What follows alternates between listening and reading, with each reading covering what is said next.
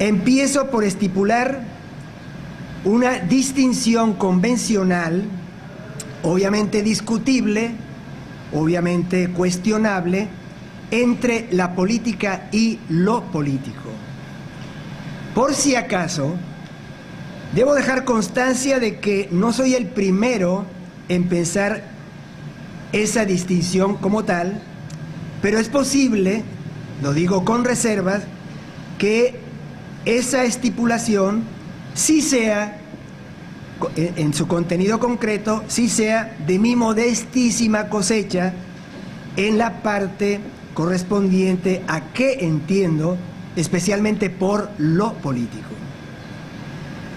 Propongo entonces entender lo político como la esfera o ámbito de teorías, valores, virtudes y prácticas en razón de las cuales la persona con vocación de servicio público trasciende plenamente su individualidad hasta convertirse en un servidor público total y actuar constantemente, persistentemente como tal.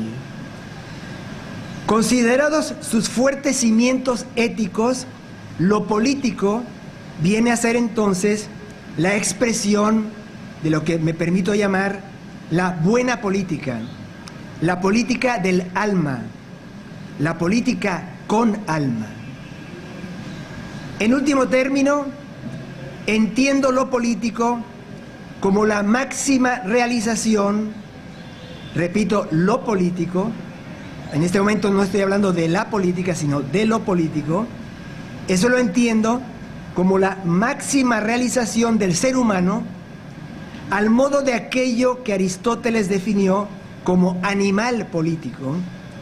Locución muy famosa, muy conocida, muy manoseada, muy maltratada, muy manipulada, muy utilizada con toda clase de intereses, pero que a fin de cuentas viene a significar el ser humano como animal social. Eso es lo que significa político ahí, social. ¿Por qué? Porque se trata, según la perspectiva de Aristóteles, del animal que solo puede realizarse plenamente en la medida en que vive, en que existe en una polis. De ahí viene político, ¿no? Es decir, una comunidad político-social concreta. A su vez, por política, o sea, distinguiéndolo de lo político, podemos entender cuando menos, uno, el orden de la realidad social, del ser social, conformado por instancias de poder, es decir, instancias destinadas a hacer valer legítimamente determinado programa político-social en una sociedad de referencia, sistemas institucionales de administración pública y gobernanza, instituciones dedicadas a la actividad legislativa, normas legales, estructuras de impartición de justicia, etc. En menos palabras, podemos convenir en asumir el significado de la palabra política en este contexto discursivo en el que estoy pronunciando estas palabras como la institucionalidad garante del ejercicio fáctico del poder, obviamente del poder ejecutivo, la producción legislativa y la dinámica judicial, así como las fuerzas e instancias colaterales que dinamizan esa institucionalidad. Y dos, el vocablo política también significa la ciencia que da razón de esa realidad política y de lo político. El plano que me interesa considerar con más amplitud es el de lo político, pero ese es un plano que no se puede disociar de la política. Es decir, no podrá existir lo político sin la política, aunque eventualmente parecería posible un sistema de política meramente formal y formalista, también podemos decir, que no alcanzara la profundidad ética, social y antropológica de lo político.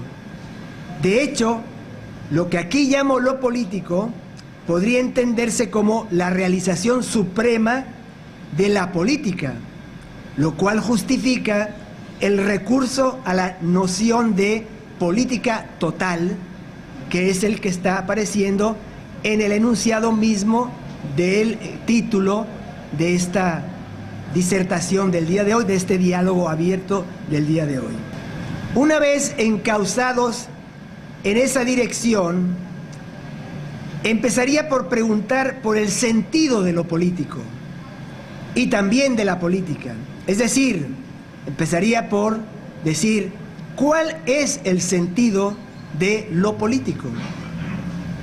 La pregunta por el sentido de lo político comporta la interrogación acerca de su pertinencia ética y social, es decir, por su inserción en un sistema de correspondencias que en lo concreto supone una proyección coherente en el devenir y también una representación clara de su finalidad. En lo esencial, la pregunta por el sentido de lo político apunta a esclarecer ¿para qué es lo político? Pregunta que normalmente o con mucha frecuencia, o quizás para muchos nunca, se suele formular. ¿Para qué es la política? ¿Para qué es lo político? ¿No? En fin, ¿para qué montamos los seres humanos todo el complejo de estructuras, dinámicas, representaciones, dispositivos, decisiones, actos, valoraciones que configuran lo político y la política? Empiezo por responder para qué no lo hacemos. No para desgastarnos en la dinámica de acceder a las instancias de gobierno y ejercicio del poder, para acto seguido esmerarnos en conservarlo contra quienes aspiran a lo mismo. Esa es la lógica normal que se ha normalizado como la política, ¿no? ¿Sí? Tampoco para beneficio personalista de nadie. Afanarnos en lograr y preservar los medios que permiten a un agente político imponer su proyecto a los demás agentes políticos y a la ciudadanía no es el verdadero sentido de la política y lo político. Menos aún, aprovecharse del espacio público para satisfacer intereses privados propios y de grupos minoritarios. Así como considero que la política y lo político no son para eso, soy de la idea de que si para algo sirven la política y lo político, es para hacernos la vida más llevadera a los mortales. Y este es un aspecto que muy rara vez suelen plantearse los políticos y las políticas, porque para empezar, muchos de ellos, no lo digo despectivamente, sino pienso que es un diagnóstico certero, no tienen ni siquiera conciencia de la pertinencia y la importancia misma de la pregunta, del planteamiento mismo de esta cuestión, ¿no?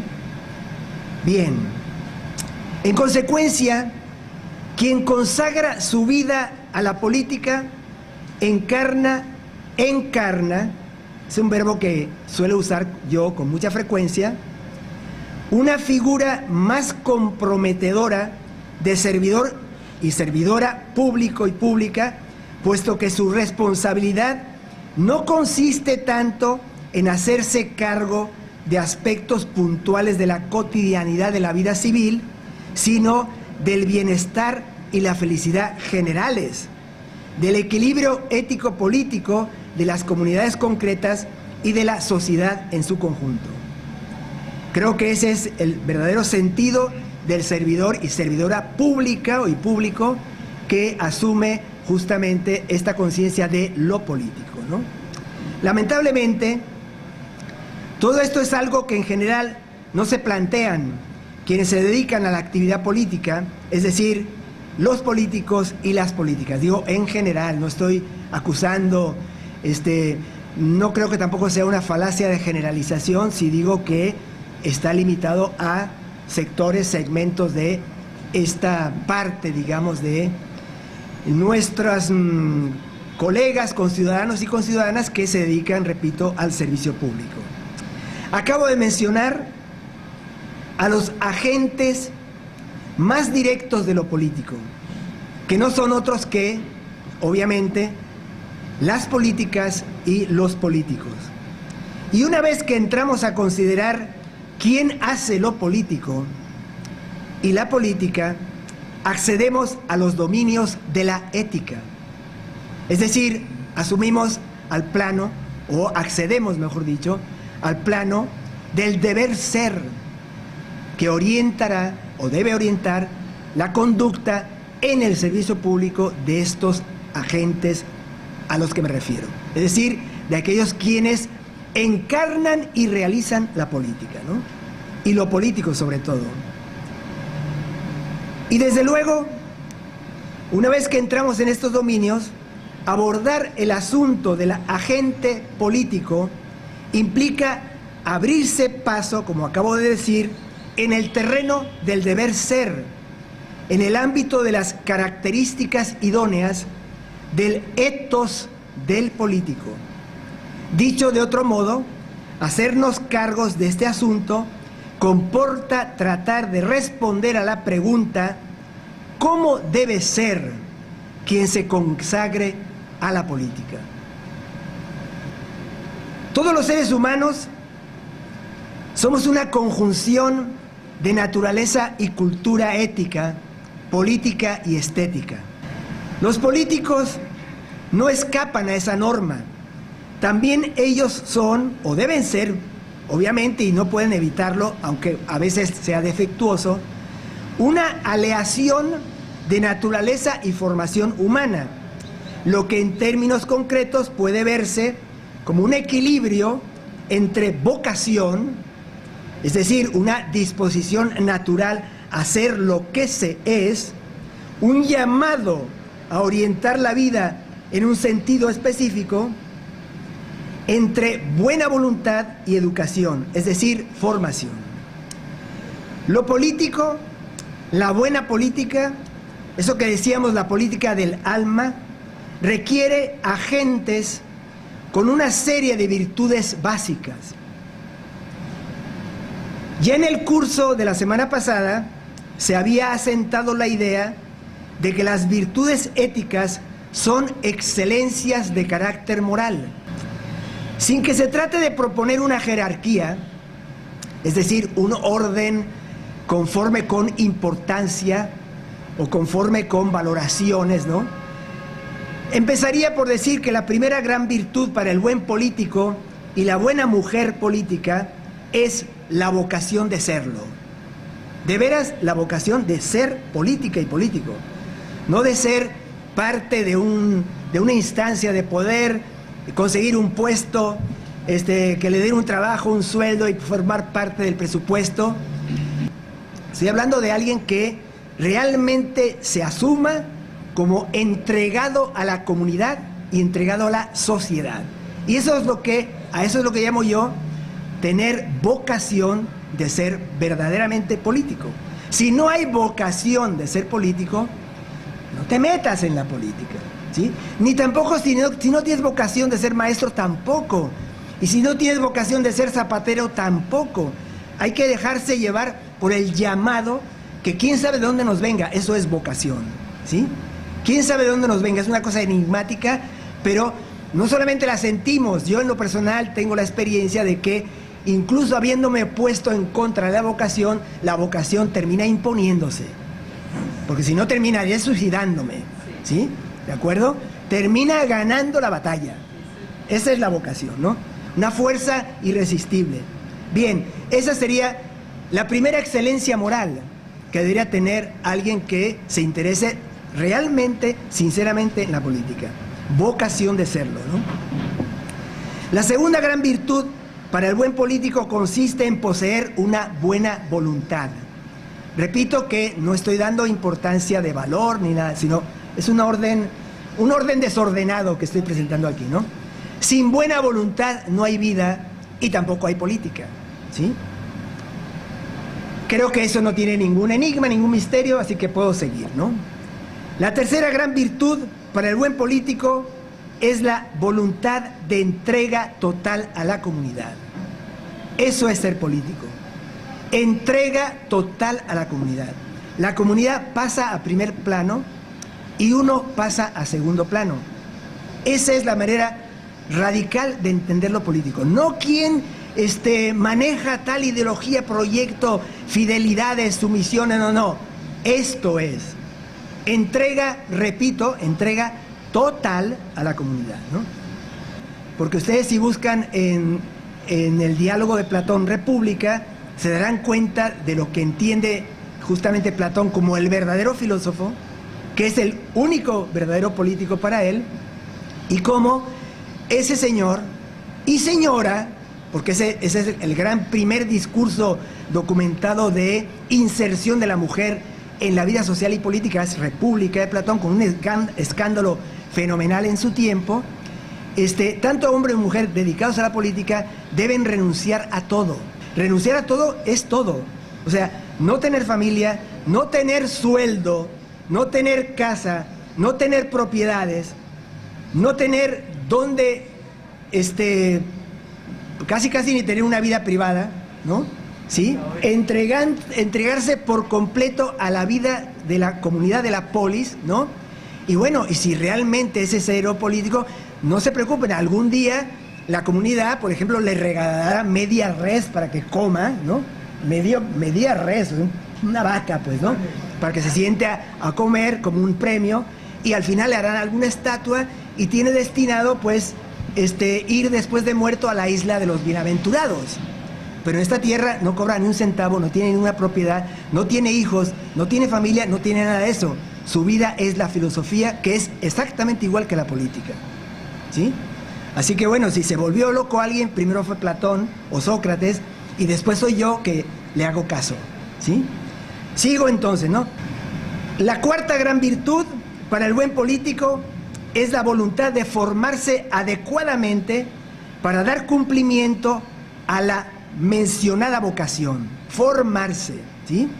Y enderezar adecuadamente esa buena voluntad que debe ser constitutiva del buen político. Esto significa educarse para encarnar las virtudes éticas del buen político, el político total, ¿sí? Poco menos que el político absoluto, podría decir.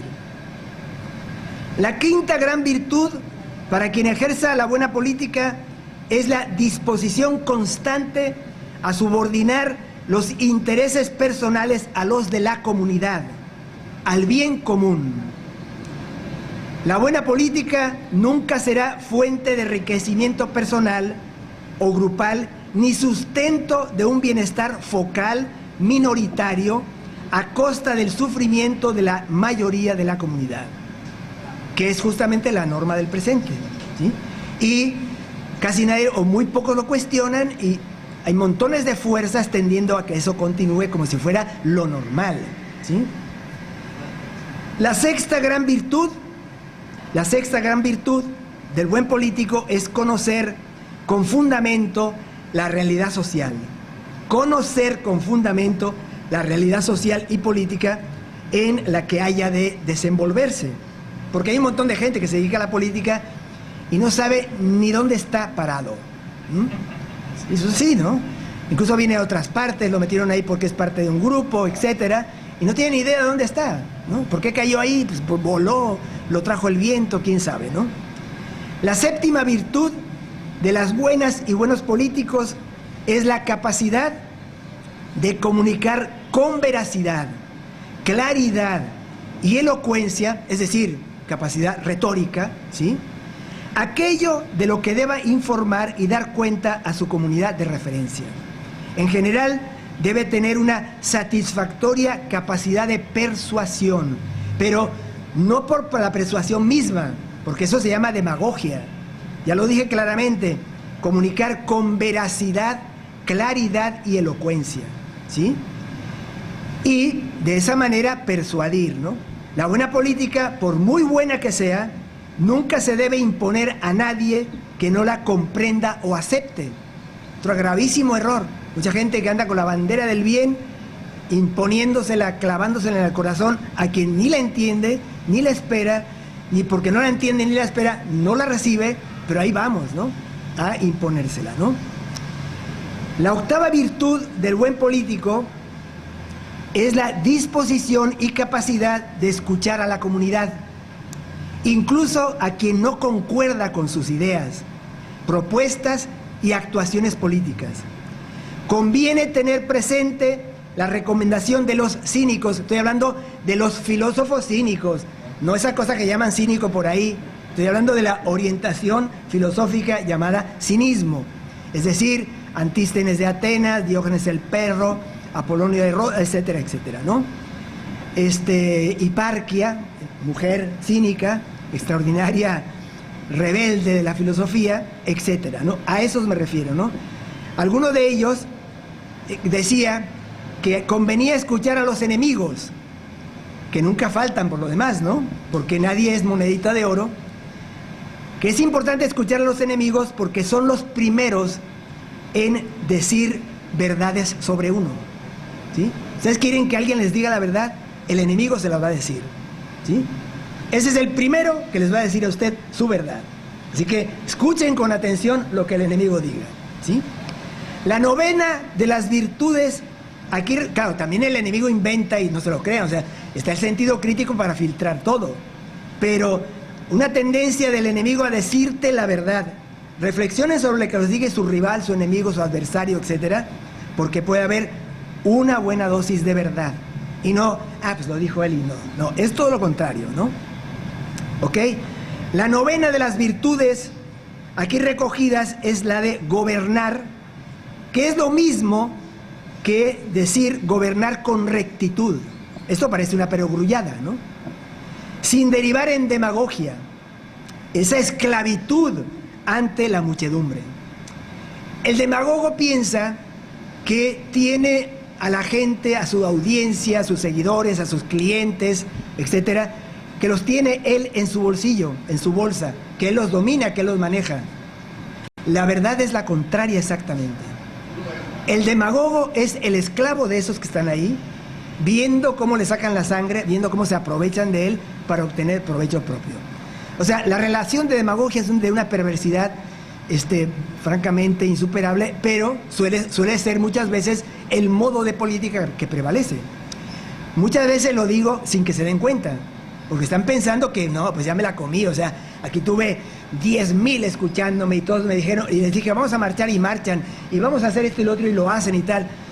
En el fondo tú eres el esclavo de ellos. Piensen todo esto, los políticas y políticos que estén aquí, piensen todo esto, ¿no? El mundo no empezó ahora, el mundo no empezó ahora. Son muchos miles de años atrás que hay política en el mundo, ¿no? El buen político tiene autoritas, educa a la gente, no sucumbe a la imposición de intereses indefendibles y oportunistas, y aún inconfesables, por el hecho de que eventualmente tengan aceptación mayoritaria o porque eso convenga para un fin demasiado mediocre y focal, ¿no? La décima virtud es la de la congruencia entre lo que se piensa, lo que se dice, lo que se hace y la manera en que se vive, ¿sí? Todos los días se escuchan en todas partes incongruencias que tienen que ver con esto. Así que ustedes saben mucho mejor que yo de qué estoy hablando aquí, ¿no? ¿Sí? Una undécima virtud del buen político es la empatía, es decir, el sentido de identificación y desenajenación plena con respecto a la realidad de la comunidad y la realidad de la gente que le integra.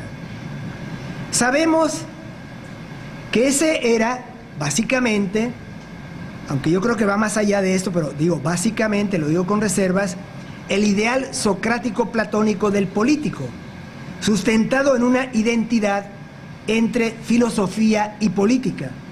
Pero también estamos conscientes de que esta es una opción que requiere nada menos que una sólida formación filosófica, que es algo muy distinto a estudiar una carrera de filosofía en alguna universidad.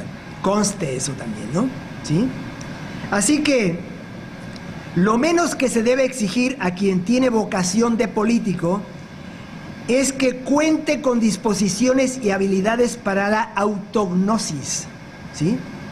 Es decir, conocerse a sí mismo, que trate de conocerse a sí mismo, como por cierto ha de exigirse a todo ser humano, o ha de esperarse de todo ser humano, pero acaso con más amplitud y perentoriedad a quien se dedique al servicio público.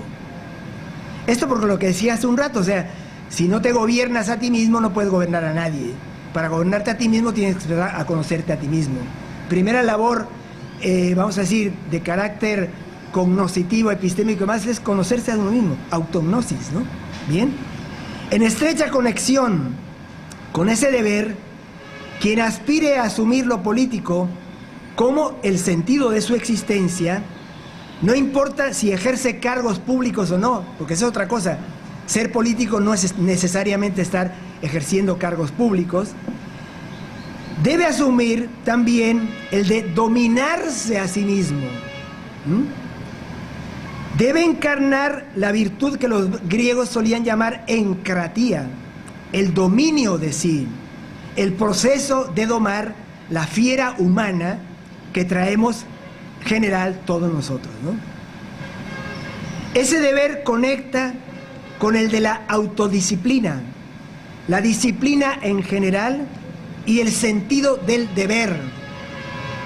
Es necesario aceptar, por deber y disciplina, las determinaciones del interés general y del bien común, pero siempre de manera consciente, crítica, autónoma, como resultado de las operaciones de la razón que permitan fundamentar una justificación racional.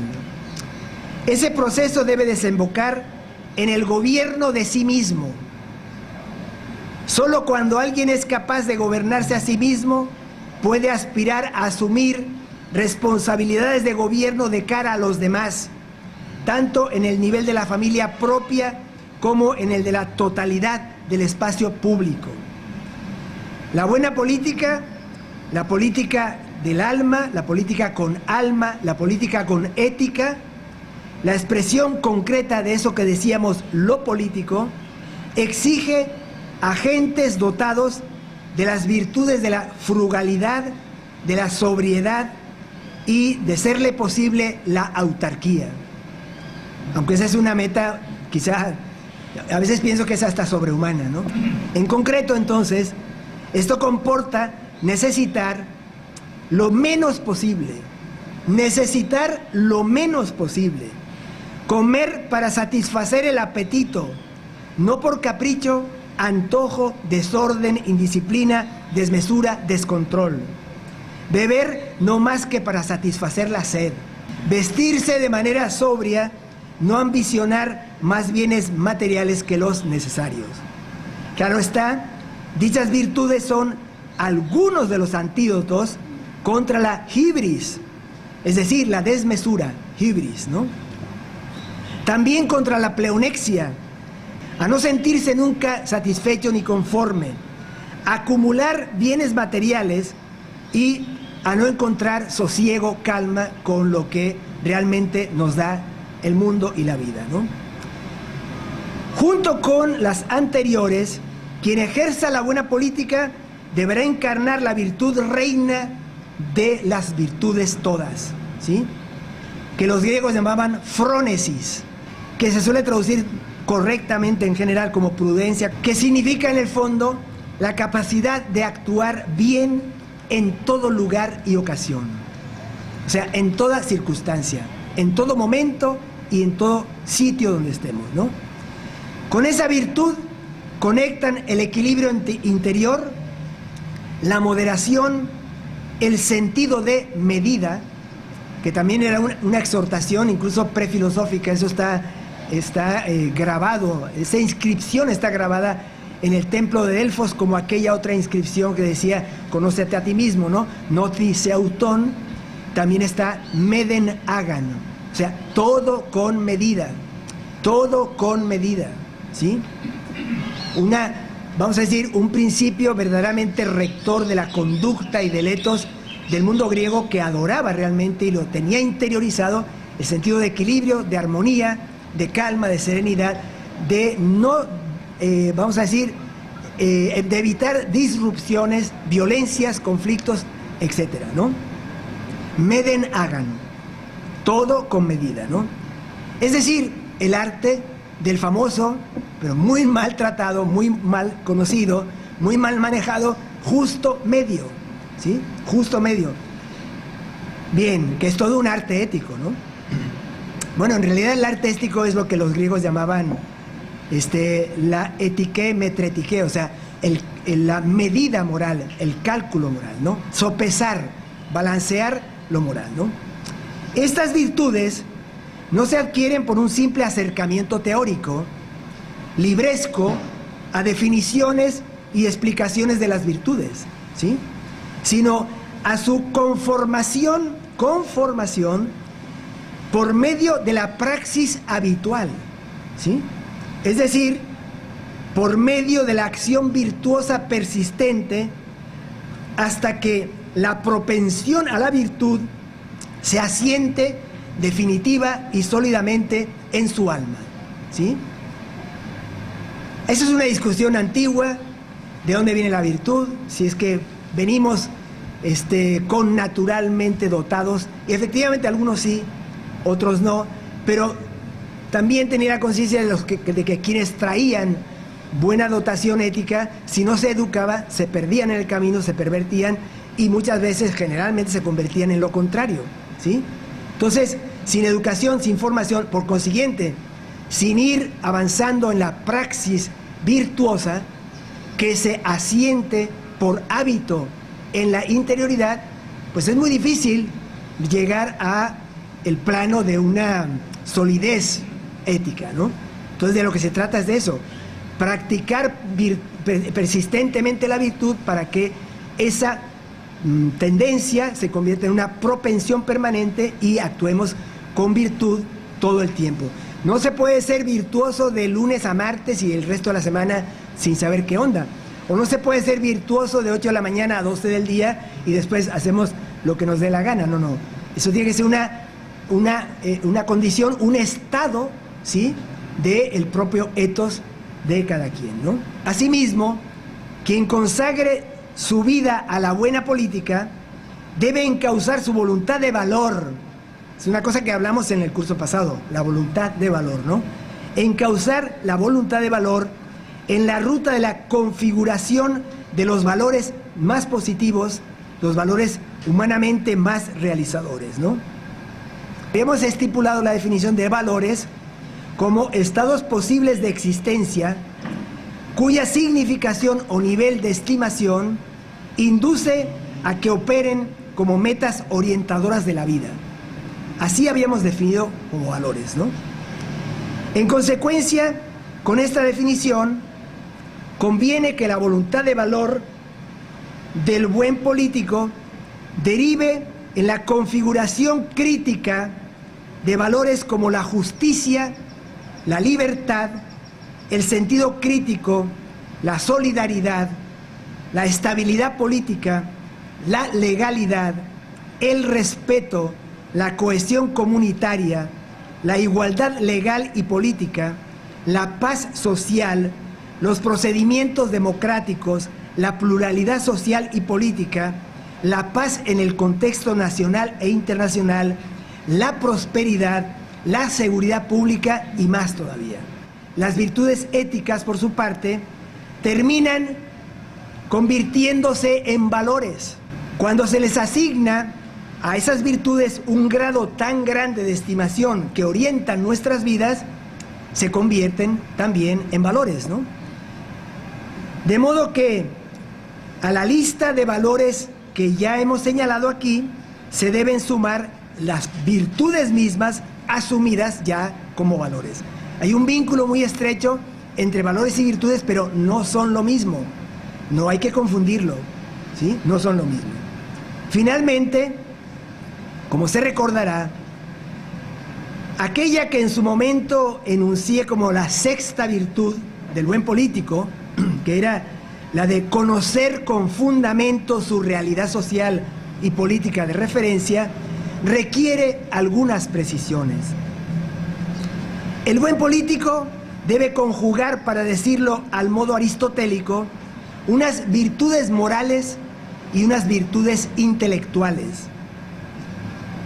Estas últimas, las virtudes intelectuales, conforman un complejo de actividad epistémica, o mejor dicho, permiten sustentar un complejo de actividad epistémica de capital importancia para la vida y también para la política. El buen político debe alcanzar la virtud de la comprensión sinóptica de los acontecimientos que le conciernen. Sinopsis quiere decir, en griego, visión de conjunto, ¿sí? Visión de conjunto, ¿de acuerdo? Es decir, debe estar dotado de sentido de totalidad e interpretar los fenómenos de su incumbencia como formando parte de una trama compleja de relaciones intercausales. Debe igualmente estar constantemente dispuesto a una prudencia epistémica que en la práctica supone, primero, deslastrarse de prejuicios, ¿sí? Proceso relacionado obviamente con la autognosis, que en el fondo la autognosis es la autocrítica rigurosa, ¿sí? No eso que se suele llamar muchas veces autocrítica, decir, bueno, me doy unos golpecitos de pecho y tal, y a ver si calmo al personal y seguimos adelante. No, no. Estamos aquí hablando de realmente someter a cuestión uno mismo, ¿no? ¿De acuerdo? Afilar el sentido crítico, acopiar datos sobre la realidad, que sean datos con calidad y en cantidad suficientes, observar los asuntos que le conciernen desde diversas perspectivas, ¿sí? No conformarse con el punto en el que está colocado uno, sino colocarse en otros puntos o escuchar a quienes están en otros puntos, ¿sí?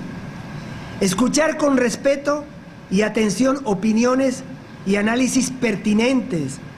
Incluso dije que hasta de los enemigos. Esos son los mejores, ¿sí? Suspender el juicio. Suspender el juicio. ¿Se acuerdan de la epogé famosa? ¿Sí? Suspender el juicio cuantas veces sea necesario antes de pronunciarse, antes de caer en un desliz, antes de caer en una irresponsabilidad, en una ligereza, en alguna cosa de esas, ¿no? Suspender el juicio cuantas veces sea necesario. En suma, poner en marcha siempre procesos de representación, ya lo habíamos dicho, que llamábamos cataléptica, ¿no? De modo que pueda tener una representación adecuada de lo que acontece en su jurisdicción. De ese modo, podrá tener un conocimiento preciso de los problemas de su comunidad de referencia y podrá tomar conciencia de los medios apropiados para afrontarlos. El discurso de la ética se ocupa del deber ser y en general no puede prescindir de algún uso del verbo deber. Por eso suena a veces tan abusivo, ¿no? Parece una cosa impositiva. Pero no hay forma de hablar de ética sin recurrir al verbo deber, ¿no? El verbo deber, y claro, también algunos que de pronto son afines y se puede recurrir a ellos, ¿no? Entonces conviene reparar, entonces, en que lo expresado aquí no es una lista de deseos que vine aquí a lanzarles a ustedes, ¿no? Sino que vine a señalarle que se trata de esto, que es una propuesta en torno al deber ser de la política y lo político. Muchísimas gracias.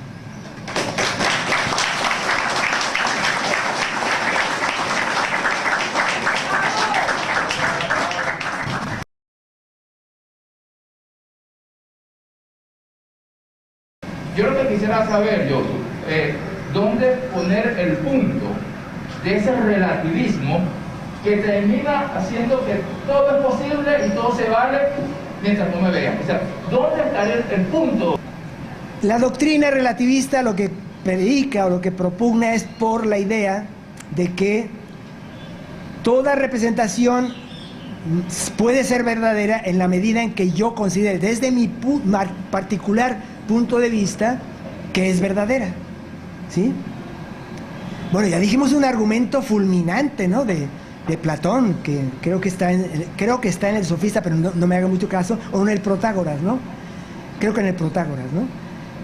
Que decía, bueno, que porque Protágoras era el gran, vamos a decir, sofista que trató de darle una mayor solidez a esta manera de entender el asunto que convenía mucho a los sofistas, ¿no? No comprometerse con la búsqueda de una verdad absoluta, ¿no? Y conformarnos entonces con la verdad de cada quien, en el caso de Protágoras con honestidad, porque él pensaba que podía surgir en el ágora, en el espacio público, dentro de una diversidad de verdades o de aproximaciones limitadas y relativas, un sabio, ¿no?, que pudiera, desde otras perspectivas más o menos, proponer representaciones o proposiciones más sólidas, mejor fundadas y demás, y eso podía cohesionar a la comunidad, que era lo que les preocupaba, ¿no?, políticamente, ¿no? Sin embargo, bueno, hay una respuesta terrible, ¿no?, de socratismo platónico diciendo, el hombre, que era lo que decía Protágoras, el hombre es la medida de todas las cosas. Bueno, ¿cómo un ser imperfecto como el hombre puede ser la medida de nada? ¿Sí? El ser humano no es la medida de nada, para empezar por ahí, ¿sí? Y entonces, por otro lado, esa contradicción inherente al relativismo de pretender sustentar el relativismo sobre la base del esquema de la idea absoluta de la verdad, porque quien dice que solo hay verdades relativas, ¿qué es lo que pretende estar diciendo? Una verdad que supuestamente sería, entre comillas al menos, absoluta, ¿no? O sea que es una cosa verdaderamente insostenible, infumable, etcétera, que en sí misma no parece tener mayor importancia, parecería un capricho de filósofos demasiado exquisitos, ¿verdad?, y perfeccionistas, interesados en cosas enrevesadas y tal. No. El socratismo platónico, que es vamos a decir, actúa en el escenario en el que esta confrontación llega a su máxima cumbre, a su máxima expresión, porque es una confrontación entre el convencionalismo que propugnaban en política los sofistas, el convencionalismo que propugnan también los sofistas en el terreno epistémico como relativismo. Convencionalismo quiere decir que no hay referencias absolutas, sino todo es pacto social, todo es acuerdo. Quienes piensan que Hobbes, Rousseau y demás inventaron el pacto social están muy equivocados. Ya entre los antiguos estaba esa tesis bastante claramente manejada, ¿no? Los sofistas, por un lado, Epicuro, por otro lado, creían que existía un orden político y un lenguaje incluso sobre bases convencionales. O sea que hay una pugna antiquísima de convencionalismo contra los que propugnan que hay un referente absoluto que es la physis. O sea, el referente no puede ser el nomos, la norma, la ley, porque la norma y la ley son convencionales. Nadie puede pensar que porque algo esté escrito en una ley o porque algo esté asentado en un código, eso es verdadero, ¿sí? Porque sabemos que hay códigos que son convencionalmente armados sin ocuparse por lo verdadero, ¿sí? Y el problema no es, repito, un prurito, no es una cosa de exquisitos, sino el problema es cómo evitar la confrontación interna en la comunidad. cómo evitar la crisis política, cómo evitar lo que ellos llamaban la estasis, es decir, la revuelta interna, eso que decías tú, la revolución, otros dirían, ¿no? El golpe de Estado, la ruptura del orden establecido, violentamente, etcétera. ¿Cómo evitar eso? Entonces, bueno, el socratismo platónico dice, si el asunto va a seguir en términos de relativismo político y epistémico, tenemos garantizado para siempre el conflicto, porque no se asumen referentes absolutos. Bueno, y entonces por eso en República, que es un texto, no olvidemos eso, República es un diálogo, como el título lo indica, dedicado a pensar la política. No es casual que en República aparezca la gran ontología de Platón, ¿sí? Toda la idea de los dos mundos, ¿no? Está ahí, manejado en República.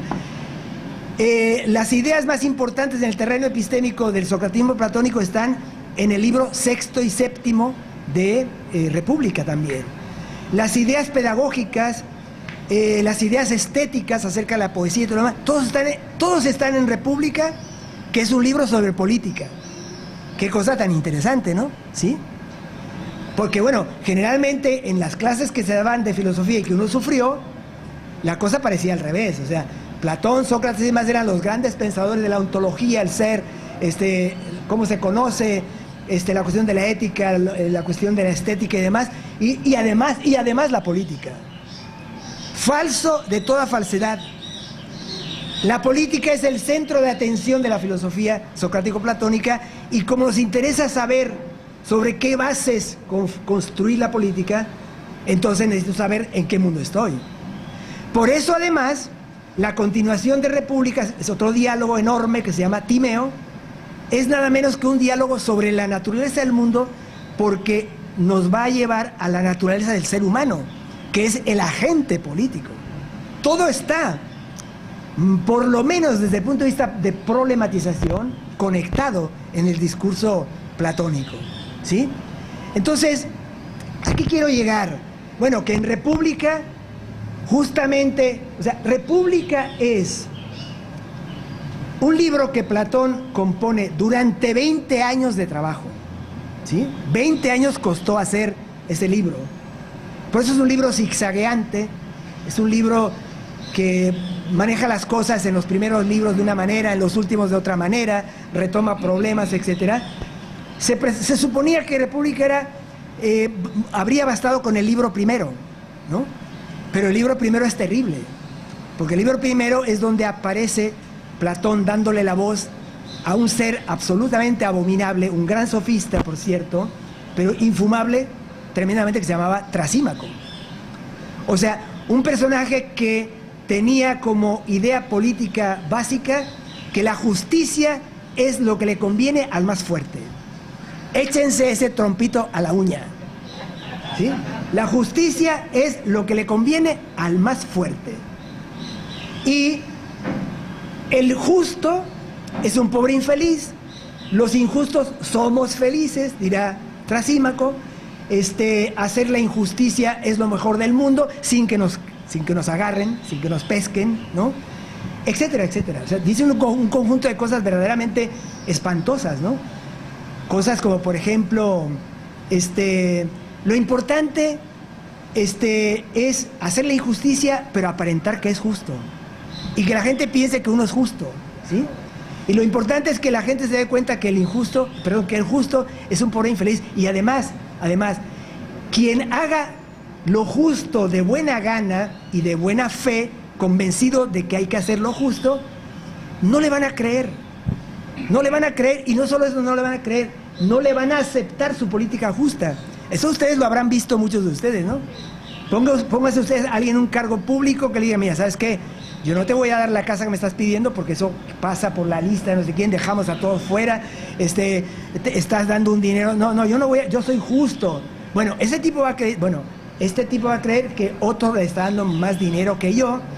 En fin, nadie va a creer que está actuando con justicia, ¿sí? Entonces el injusto dice, si ese es el caso, actuemos con injusticia, ¿sí? Punto, ¿no? Y si llega el caso de que algún día me descubran, sucede que los justos me perdonarán. Es lo más seguro. Lo más seguro es que me perdonarán. Y si está difícil la cosa, bueno, para eso están los dioses, les voy a pedir, les voy a implorar que me ayuden, ¿no?, a pasar este aprieto y seguimos, ¿no? Y nosotros somos los verdaderos felices y los pobres justos. Bueno, eso es lo que pensaba y sigue pensando mucha gente acerca de lo que debe entenderse por política. Entonces, ahí, en ese contexto de debate contra estas monstruosidades, se levanta una filosofía radical, que es la del socratismo platónico, diciendo: la referencia para el etos, la referencia para la política, la referencia para la vida, etcétera, es el bien absoluto. No es la norma, no es el nomos, no es la convención, sino es el bien absoluto. Y en el libro sexto de República hay una famosísima alegoría de la línea en la que Platón nos traza la ruta de acceso a la contemplación del bien absoluto, fuente de toda perfección y de todo lo bueno y de lo mejor en el mundo, a todos los niveles.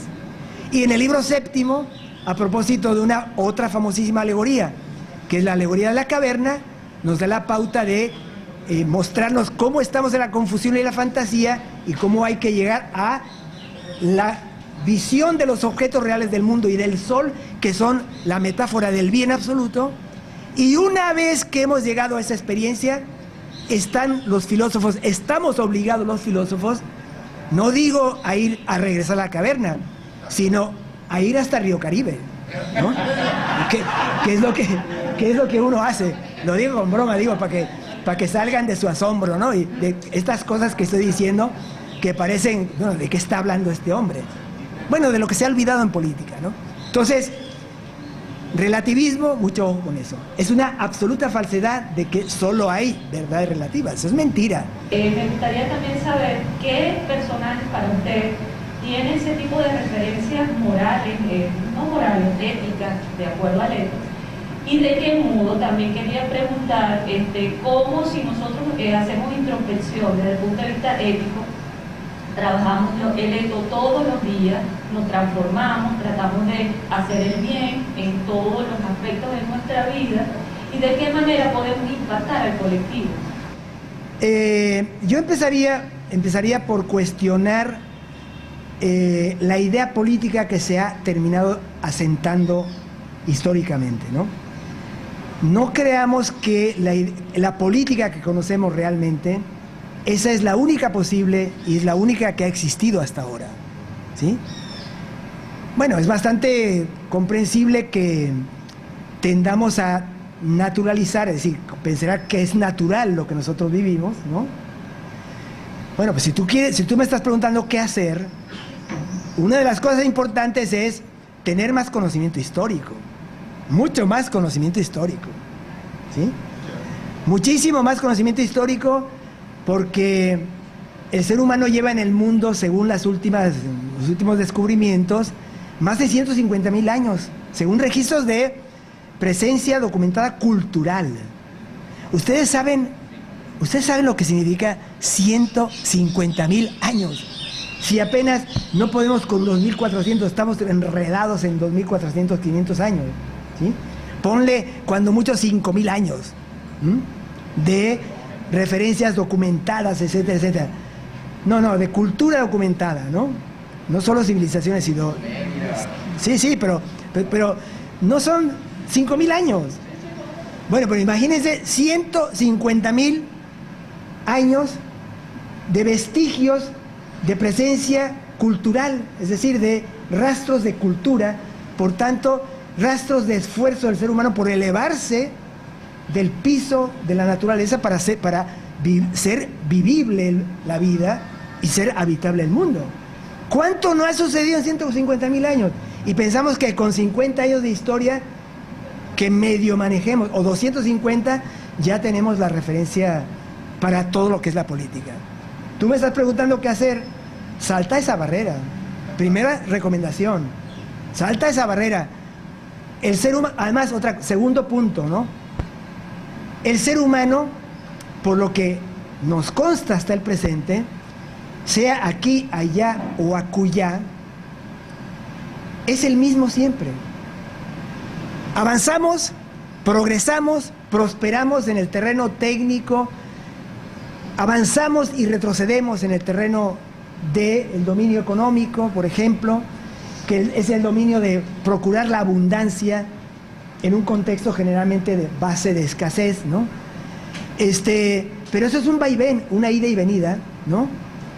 Y pensamos, ¿verdad?, que con las referencias que tenemos nosotros a nuestro alcance, pues ya tenemos los elementos para asentarnos. Eso no es cierto, ¿no? Hay que rebasar la barrera del tiempo también en este aspecto y considerar que, o sea, evitar caer en esa arrogancia moderna de que el hombre y la mujer modernos, o sea, el ser humano moderno, que es capaz incluso, como diría Nietzsche, casi de matar a Dios y sustituirlo, es superior a los seres humanos de miles de años atrás de los que tenemos referencia documentada. O sea, a mí me parece claramente obvio, ¿no?, que Sócrates es superior a todos los filósofos de los últimos 5 siglos. Pero fácil. Bueno, sería interminable sustentar, fundamentar eso, pero bueno, esto es un ejemplo escandaloso que te estoy poniendo, ¿no? ¿Sí? O sea que Sócrates, por haber vivido 2400 años atrás, no es menos que nosotros, sino al contrario, es más. ¿Sí? Es alguien que tiene nuestra propia constitución humana y que le tocó enfrentar problemas análogos a los nuestros y dio respuestas que satisfacían justamente a situaciones análogas a las nuestras. Entonces, por eso, el marco de referencia que tengamos, yo le recomiendo, ya que me estás pidiendo recomendaciones, amplíenlo. Tú nombraste unas personas que cuando mucho llegan a 50, 60 años, ¿sí? No, aquí hay que ver el panorama 2500 años atrás, 2600 años atrás, ¿no? Metidos en el asunto de la política, porque nombraste a otras personas también, como Buda y Cristo y tal, que en realidad nunca se ocuparon.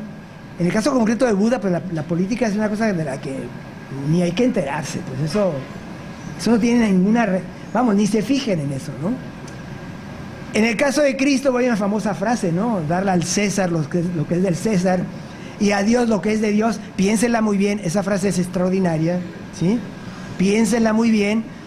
Pero en el mundo de la política griega, que es la que puede servir fue la referencia que fue muy útil, por ejemplo, para Bolívar, ¿no? No podemos entender a Bolívar sin el referente de los antiguos, por ejemplo, ¿no? Pero ¿por qué no vamos a los antiguos? Decimos, Bolívar dice, bueno, pero Bolívar dice de fulano, y entonces nos conformamos con lo que Bolívar dice de fulano. ¿Por qué no vas a donde fulano? ¿Sí? Siendo que es el maestro de quien tú dices que es tu maestro. Bueno, entonces hay que irse más allá. El mundo no termina, voy a decir una barbaridad, ¿no? No termina aquel catecismo de Pulitzer, ¿se acuerdan? No termina en el manual de Marta Harnecker. Lo digo porque, bueno, no termina... Bueno, yo en una reunión en Caracas hace varios años, cuando estaba Pedro Sassone allá en el Congreso, que me invitaron a una discusión teórica y tal, vino alguien a hablarme de Marx, que había leído el librito de Rius sobre Marx. Es eso. O sea, pero por favor, queridas y queridos, el mundo es ancho y ajeno. Hay muchísimo más antes que eso. Y estos que nombraron son discípulos de ellos. ¿Por qué dejarse filtrar por eso? Es lo único que te puedo decir para no caer en precisiones que no quiero que caigan en malentendidos. ¿Sí me explico? Hay que conocer a los que realmente han cimentado la reflexión política. Pides ejemplos. Mira, para que esas personas nos sirvan de ejemplo para nosotros, tenemos que también colocarnos en esa perspectiva histórica. La política de hoy, como les decía, no es la política de siempre. Nietzsche tiene una expresión muy bella, ¿no? Al referirse a la política ateniense, decía, un estado que acompañaba a la vida cultural, ¿sí? Un Estado que era el compañero de viaje, ¿no? Era un compañero que lo que hacía era posibilitar precisamente la realización estético-ética de los seres humanos. ¿Por qué no atender a eso? ¿Por qué no atender a eso? Un griego o una griega encontraba vías de realización estético, político, espiritual, ética en una cosa que se llama tragedia, que no es una representación teatral al estilo de las telenovelas de la televisión. Ver una obra, o mejor dicho, no es ver una obra, participar en una obra trágica griega era participar en un ritual político religioso, porque no se disociaba lo religioso de lo político, no podía separarse. Y concretamente era el momento de la llegada de Dioniso a esa experiencia mítico, ética, política, religiosa.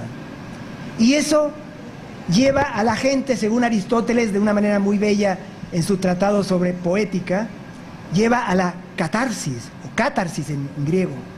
Es decir, al descubrimiento de lo más radicalmente humano por la purificación, la purgación de toda la basura que tenemos, que nos obstruye ver el mundo y comprender así la realidad última del mundo. ¿Qué hemos hecho para perder eso? Claro, llegan movimientos, llegan corrientes, nos imponen realmente a sangre y fuego velos y cosas, y perdemos la ocasión de una experiencia total, ¿no? Ya quisiera yo que Dioniso se apareciera aquí, ¿no?, entre nosotros, y entráramos en un estado de verdadero éxtasis. ¿Qué es el éxtasis? El éxtasis no es una cosa que tomando quién sabe qué cochinada por ahí se llega a eso. No, el éxtasis es la posesión del mistés, el que está en el misterio, por el Dios. Dioniso en este caso, sí, Dioniso, ¿de acuerdo? ¿Qué hemos hecho para aprender eso? Y pensar que, bueno, en lugar de, por ejemplo, colocar una cosa que puede ser valiosa, ¿no?, bebidas espirituosas de un contexto ritual, no, es el destrampe, el exceso, violentar todos los límites, evadirnos de la realidad, generar más conflicto, más sufrimiento, etcétera, cuando eso tenía un lugar. El famoso banquete de Platón es parte de una tradición que se llama literatura simposíaca. La palabra banquete traduce mal, traduce de manera imperfecta la palabra griega simposion. ¿Qué significa simposion literalmente? El momento de beber juntos. Es una reunión de bebedores. Una reunión en la que la gente sí efectivamente come algo, etcétera, pero viene el momento del encuentro dialógico donde se regula la bebida. No es beber el vino ácratos, el vino puro, sino mezclado con agua. Y la proporción de agua con vino la determina un maestro, que él no bebe y que además controla la participación de los demás. Y el que empiece a desvariar lo saca sin ninguna misericordia, ¿de acuerdo? Y es una vía controlada de aprovechar la posibilidad de abrirse un poco ante la existencia y darle cabida a la presencia de Dioniso, el dios del vino, ¿verdad?, para ayudarnos a pensar y a dialogar. Todo esto que les estoy diciendo, que parecería que quisiera yo marearlos, es para hacerles entender que hay otros modos de la política. Hay otros modos de la política. Punto 1. Punto 2. Definitivamente la política no es poder. Metámonos eso en la cabeza. No es poder. Hemos sobrevalorado el poder. Y al sobrevalorar el poder, sobrevaloramos las instancias donde se presume que se ejerce o yace incluso el poder, ¿sí? La política, como les decía, asumo ahí, yo soy muy crítico con Nietzsche, generalmente solo soy muy crítico, ¿no? Pero esta idea de Nietzsche me parece una observación muy sencilla y muy genial, ¿no? Algo que acompaña la buena vida de la gente, ¿sí? algo que posibilita la existencia del teatro trágico y cómico, ¿sí? Donde tenemos una tragedia y una comedia que tiene implicaciones mítico-políticas religiosas. ¿Por qué hemos olvidado eso? Para estar en el poder, el poder, la conspiración, la grilla, acceder, quitar, tumbar, voy a tomar, voy a dejar, ¿no? Voy a acabar, voy a eliminar, ¿no? ¿Sí? Entonces, piensen muy bien en sus referencias. Hay otra idea de la política. ¿Quieres gente que encarne eso? Ya en ese contexto, bueno, yo te puedo decir que, por ejemplo, había cierta cantidad de políticos neoplatónicos. El neoplatonismo es una corriente tardía que rescata presumiblemente lo más esencial del platonismo, que era lo que se practicaba en la academia, un tipo de actividad secreta, por cierto, tipo de actividad casi no secreta, sino reservada, ¿no? Entre pitagórica y por consiguiente relacionado con el ámbito mistérico, lo que decíamos, en el fondo también dionisíaco, que había que evitar que accediera cualquiera. Son cosas muy interesantes, ustedes que son científicos, ¿no? Para los antiguos, no todo el mundo debería acceder al conocimiento científico. Hay que pensar en eso, ¿no? Porque cuánto bárbaro no hay por ahí que ha accedido a los conocimientos más terribles y ya sabemos cómo nos va. No eran tontos, sabían muy bien dónde tenían puestos los pies, ¿no? Lo mismo pasa en política. Entonces, por ejemplo, los neoplatónicos, que primer acto al asumir responsabilidad política, renuncio a todos mis bienes, no tengo ni un solo bien. Medida elemental, porque si yo tengo bienes, ¿de qué voy a estar ocupado? ¿De favorecer a los demás o de estar pendiente de mis negocios? Díganle a los presidentes que son empresarios, ¿no?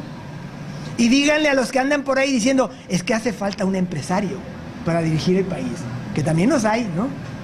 Y ha sido un desastre la mayor parte de las veces, ¿de acuerdo? Porque, bueno, ya lo sabían los antiguos, o sea, ¿cómo vas a tener dos querencias estando en responsabilidades de servicio público? O eres molusco o eres marisco.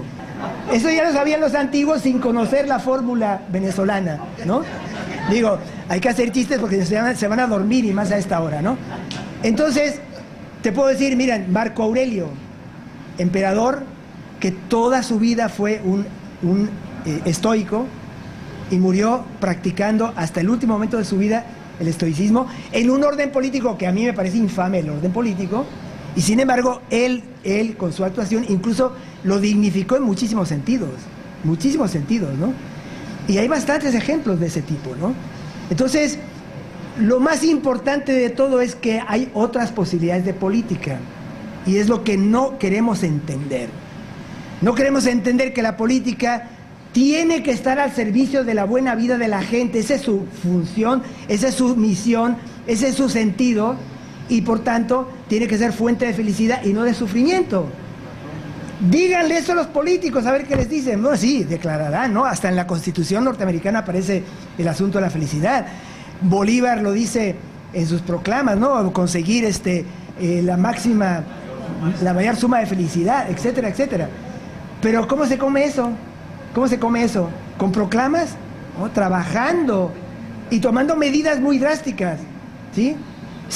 La medida socrático-platónica es verdaderamente sobrehumana. Generó escándalo terrible en su tiempo. Platón en su República diciendo, no tienen familia, no tienen hijos, se van a reproducir con las mejores filósofas para que tengan buenos hijos filósofos. O sea, una especie de manipulación genética, ¿sí? Sí, en serio, manipulación genética para garantizar la continuidad de los buenos filósofos, ¿no? No cobrarán un céntimo, no tendrán ninguna propiedad, no tendrán familia, no tendrán nada, ni recibirán siquiera un sueldo. Comerán en un comedor común y realizarán sus funciones públicas. Eso sí, tiene que sabe cómo conducir la polis hacia la felicidad, de todos. Porque no se vale, dicho explícitamente en República, que unos pocos sean felices y los demás no. El dolor de uno tiene que ser el dolor de todos y la alegría de uno tiene que ser la alegría de todos. Eso es comunidad, ¿no? Y es muy interesante porque es un equilibrio de individuo con comunidad, es individuo éticamente autónomo que conscientemente actúa en favor de la comunidad. En fin, la política no es lo que tenemos aquí. Digo aquí no en Venezuela, sino en este bendito mundo en el que estamos. Esa no es la política. Por tanto, hay que trabajar muy seriamente en todas esas direcciones, que no logramos nada. Como les dije hace un momento, Platón plantea muy claramente el imperativo de regresar a la caverna después de haberse liberado de las tribulaciones de la caverna. Después de que hemos estado en las tribulaciones de la caverna, ¿sí? Y nos hemos liberado porque hemos visto el mundo, el sol, los objetos verdaderos, el sol es el bien absoluto y tal, pues dice, ya llegué a la cima y me he hecho aquí, ¿para qué quiero más, no? No. Está explícitamente planteado el imperativo de regresar. Y regresando, ¿qué te va a pasar? Que los que están ahí viendo imágenes difusas, confusas, fantasiosas y demás, que creen que es la realidad, van a decir, no, este salió de la cueva, se enfermó la vista y ahora no ve las cosas como deben ser, que son las que nosotros vemos. Y si sigues fregando, pues a ver cómo te va. Cálmate, sosiégate, porque tú estás equivocado, porque saliste de aquí y vienes con unos rollos que no son pertinentes. Ese es el destino del filósofo. Hay una especie de apostolado implícito del filósofo. Repito, es un imperativo que Platón plantea en República con la conciencia plena de que una vez que se llega a la cima estamos a todo dar, felices ahí. ¿Para qué me muevo de aquí? No. Estás muy bien, ya sé que no te gusta lo que te voy a decir, ¿no? Tienes que regresar a la caverna. Y si no avanzas y te crucifican, hiciste lo que tenías que hacer. Reitero mi enorme alegría, mi gran satisfacción, mi emoción incluso, ¿no?, de haber tenido la ocasión de dialogar con ustedes, ¿sí? Esperemos que el mundo siga dando vueltas, que esta política infame que tenemos en este mundo en general nos permita regresar acá. Un abrazo muy cordial a todos ustedes.